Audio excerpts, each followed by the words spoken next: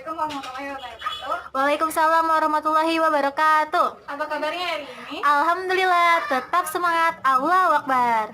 Oke, alhamdulillah ya. Ketua kelasnya boleh pimpin doanya. Marilah kita bersama-sama baca doa terlebih dahulu. Berdoa mulai.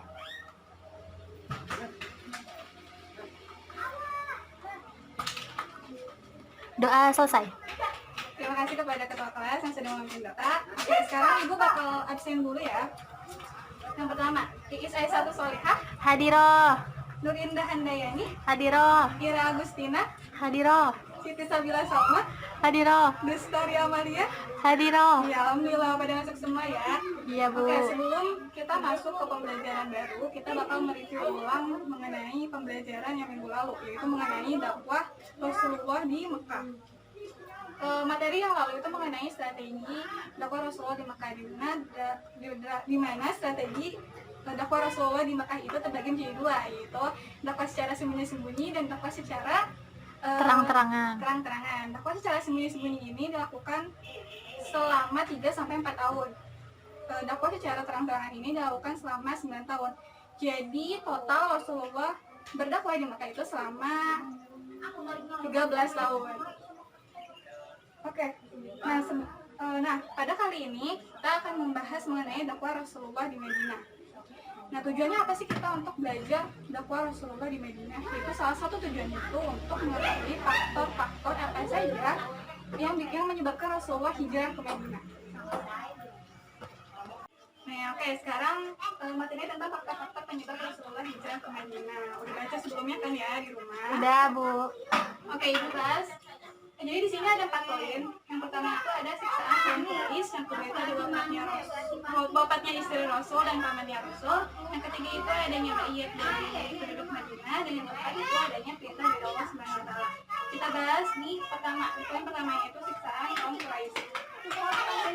Jadi di siksaan kaum Quraisy ini salah satunya contohnya yaitu terjadi pada salah satu sahabat Rasulullah, yaitu Bilal bin Rabah. Di mana Bilal bin Rabah ini disiksa oleh Umayyah. Nah, pada saat itu Bilal bin Rabah itu seorang budak yang dimiliki oleh Umayyah. Dan Umayyah itu merupakan tokoh besar yang ada di Makkah, di mana Umayyah ini sangat membenci ajaran dan dakwah Rasulullah SAW, sehingga Bilal bin Rabah ini disiksa oleh Umayyah dengan siksaan yang amat pedih, seperti dicambuk, diikat kedua tangan dan kakinya, dijemur di atas terik matahari selama berjam-jam, dan ditimbun dengan batu yang sangat besar. Nah, itu merupakan salah satu kejadian atau penyiksaan yang terjadi pada sahabat Rasulullah gitu. Selebihnya itu masih banyak lagi. Lanjut ke poin yang kedua, itu apanya istri dan pamannya Nabi. Tahu kan ya istri Rasulullah itu siapa? Tahu pasti, yaitu Khadijah. Dan pamannya Rasulullah itu sebenarnya pamannya Rasulullah itu banyak, tapi yang paling dekat dengan Rasulullah yaitu Abu Thalib. Di mana istri dan pamannya Rasulullah ini meninggal di tahun yang sama, yaitu yang disebut tahun kesedihan Rasulullah, yang disebut dengan Amul Huzni. Nah, tahun ini merupakan tahun kesedihan bagi Rasulullah, di mana membuat Rasulullah merasa tertekan gitu, sehingga Rasulullah merasa sedih gitu.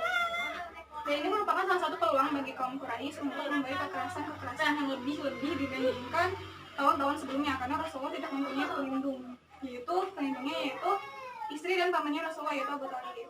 Contoh penyiksaan yang Rasulullah alami yaitu seperti ditaburi pasir di kepala Rasulullah, diludahi, ditimpuk batu, bahkan ditaruh kotoran di depan rumah Rasulullah. Dari 2 poin ini, sebelum kita masuk ke poin ketiga sama poin keempat, ada yang mau ditanyakan atau ada yang belum dipahami?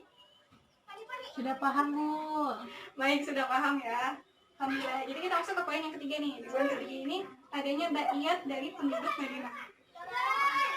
Jadi pada tahun ke-10 kenabian itu datanglah penduduk Madinah untuk berhaji di Mekah. Nah, ketika berhaji, mereka bertemu dengan Rasulullah SAW, dan Rasulullah SAW itu menyeru kepada mereka untuk beriman kepada Allah Subhanahu Wa Taala. Nah, pada tahun ke-12 setelah kenabian, jadi setelah 2 tahun mereka ketemu dengan Rasulullah, mereka membuat janji yang disebut yang disebut dengan perjanjian Aqobah pertama. Kenapa disebut perjanjian Aqobah pertama? Karena perjanjian ini dilaksanakan di tempat yang bernama Aqobah. Isi perjanjiannya itu ada 6. Yang pertama, itu kami tidak akan mendusta, kami tidak akan menyekutukan Allah, kami tidak akan mencuri, kami tidak akan menzinah, kami tidak akan membunuh anak kami tidak akan memfitnah dan mendusta, dan kami tidak akan mendurhakai Rasulullah SAW. Nah, pada tahun ke-13, jadi setelah 1 tahun setelah perjanjian Aqobah pertama, datanglah 73 penduduk Madinah yang terdiri dari suku Aus sama suku Hajrah. Mereka datang untuk bertemu dengan Rasulullah dan meminta Rasulullah untuk hijrah dan berdiam di Madinah. Rasulullah menyetujuinya, sehingga dibuatlah perjanjian yang diberi nama Aqobah.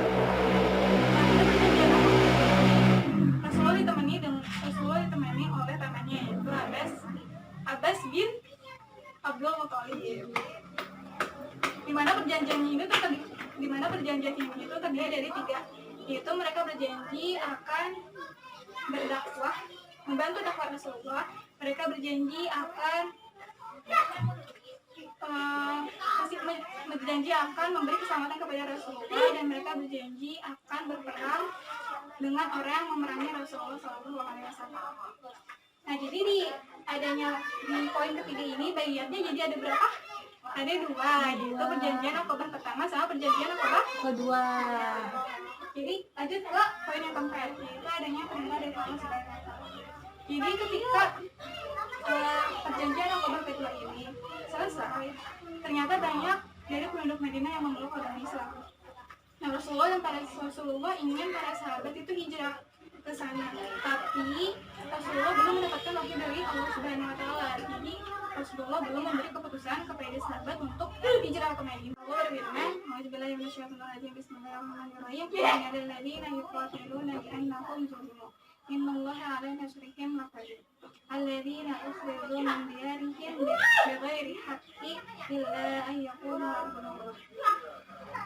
Walaula daf'ullahi nasa ba'dahum biba'd. Taqdima salami'u wa biya'u wa salawatu wa masajid.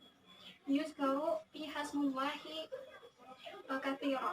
La yansuranna Allaha man yansuruh. Innallaha laqawiyyun 'aziz."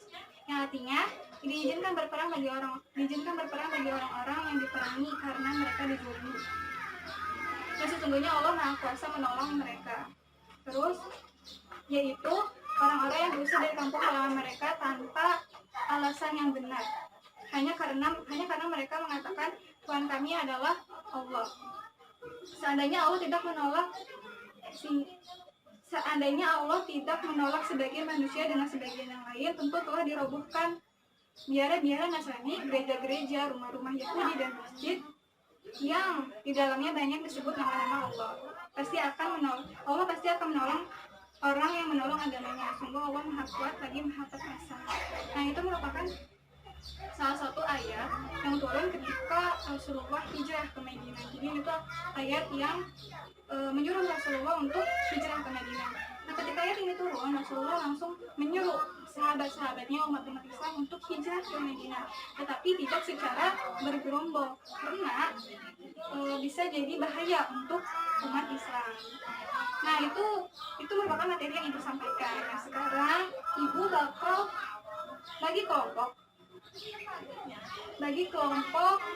4 kelompok. Jadi kelompok 1 itu cari hikmah mengenai poin yang pertama, kelompok 2 mencari hikmah, poin yang kedua, kelompok 3 mencari hikmah, poin ketiga, dan kelompok 4 mencari hikmah, poin yang keempat. Jadi cari nih hikmah-hikmahnya, nanti kalian diskusiin bareng-bareng sama teman-temannya. Udah selesai nanti boleh acungkan tangan. Oke, ibu kasih waktu 5 menit ya. Iya, Bu. Udah ada yang selesai?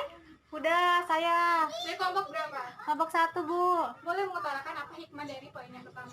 Poin yang pertama itu tentang hikmahnya tentang siksaan kaum Quraisy. Ibu kan tadi udah ngejelasin ya, Bia, tentang Bilal bin Rabah, di mana dia itu disiksa tuh sama kaum Quraisy dengan caranya dicambuk, tangan dan kakinya diikat serta ditindih dengan batu yang besar. Tapi keimanannya itu tetap teguh, Bu, sama memegang agama Allah, Bu. Kayak gitu. Ya, terima kasih kepada kelompok satu. Tepuk tangan untuk kelompok satu. Yeay. Ya benar. Jadi di poin pertama ini merupakan bukti para sahabat dalam memegang ketauhidannya, yaitu mau disiksa apapun itu tetap berkeyakinan yaitu bahwa agama dia itu agama Allah. Oke, udah jelas kan ya? Sudah. Oke, jadi dari keempat poin ini itu ada pertama itu ada siksaan kaum Quraisy, yang kedua itu ada wafatnya istri dan Nabi, yang ketiga itu ada ya, dan keempat itu adanya perintah dari Allah Subhanahu Wa Taala.